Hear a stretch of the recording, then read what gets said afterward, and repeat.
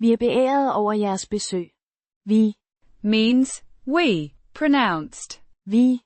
It's the first person plural pronoun in Danish, referring to the speaker and others. Means are, pronounced. This is the present tense form of the verb. Være. To be, conjugated for the first person plural. Beæret. Means honored or privileged. Pronounced. beh-air-eh-duh. It's the past participle of the verb. Beære. To honor, used here as an adjective to describe the state of being honored. Over.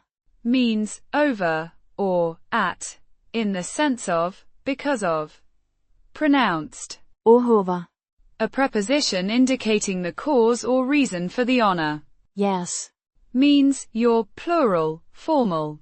Pronounced. Yeh-res. This is the possessive pronoun in the plural, formal. De.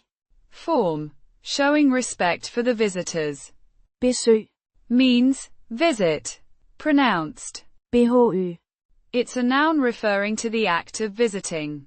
Putting it together. Vi beærede over jeres besøg. Means, we are honored by your visit, or, we are privileged to have your visit.